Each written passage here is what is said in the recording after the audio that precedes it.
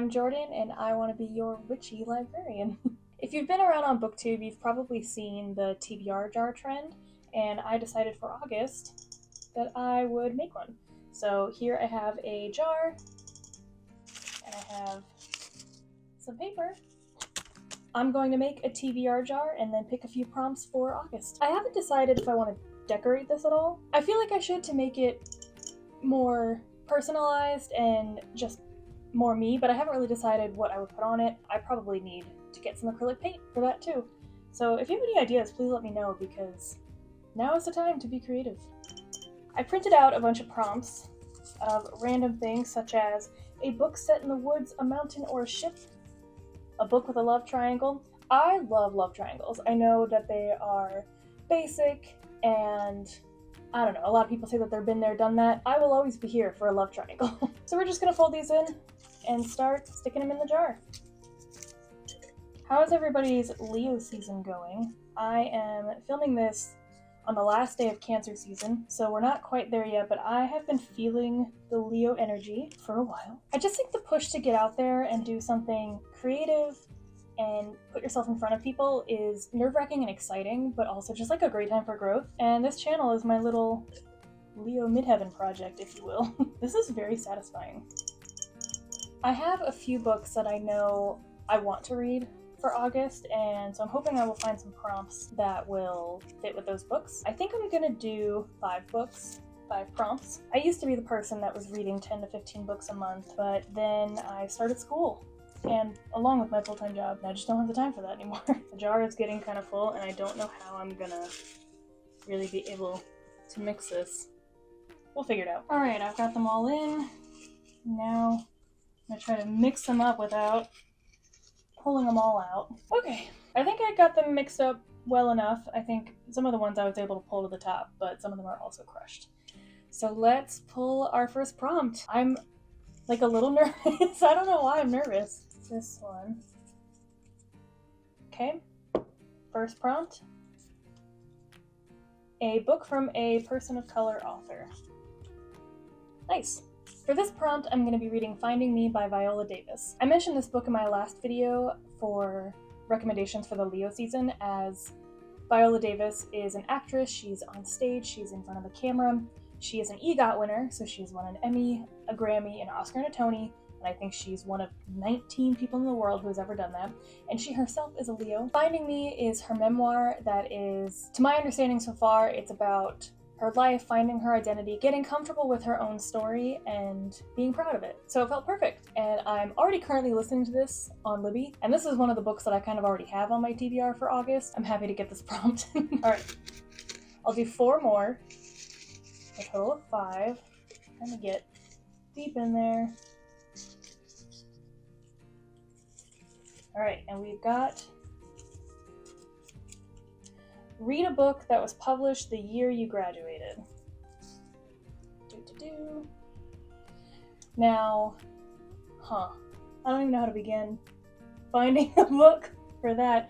I have 2 graduation years. I graduated high school in 2016 and college in 2020. So I'm gonna, if I find a book that I want to read that was published in either 2016 or 2020, I'm gonna take it. Alright, off to find a book that was published in 2016 or 2020. Alright, that was surprisingly harder than I thought it was gonna be, but I decided on Pizza Girl by Jean Kyung Fraser. This book came out in 2020, and it is about a girl who is 18 years old, pregnant, and working as a pizza delivery girl in LA. To my understanding, this book is kind of a funny anti-coming-of-age story, which I don't know what that means, but I will let you know when I find out.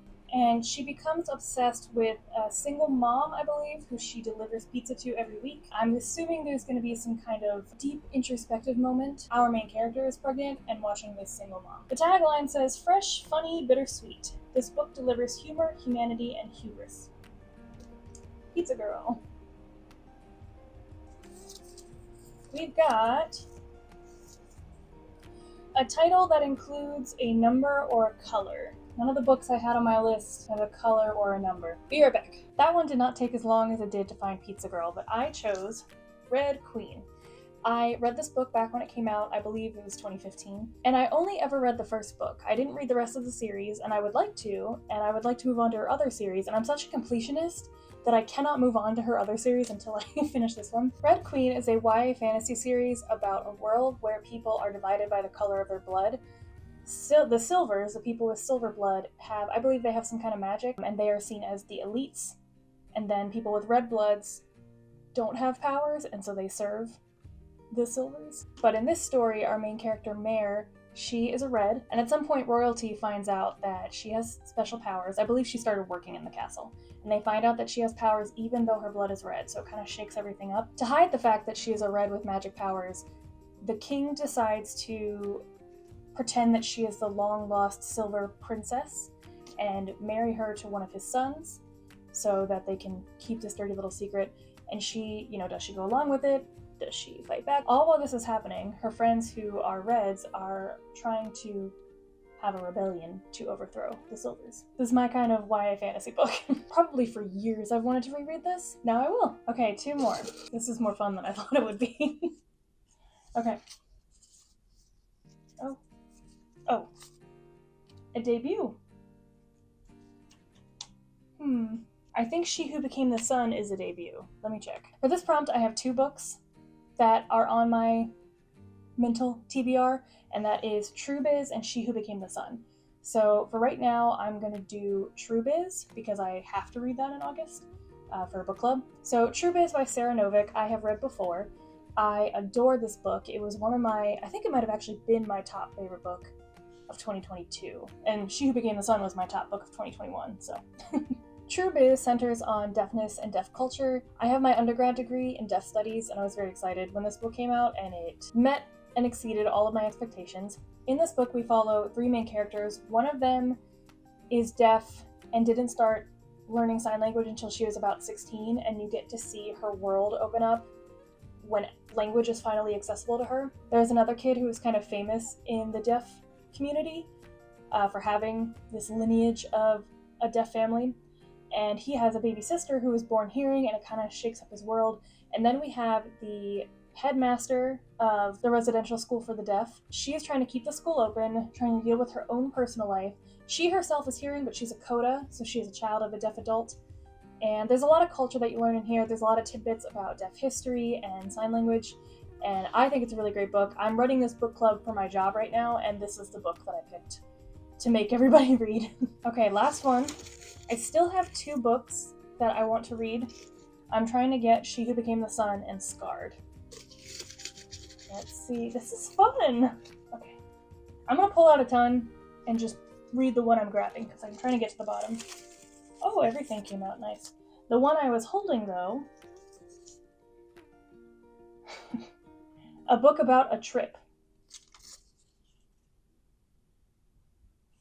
So that, I don't think that, She Who Became the Sun has some journeying in it. I think when I chose that prompt, though, I was kind of going more for road trip or like camping trip. Let me go find a book about a trip.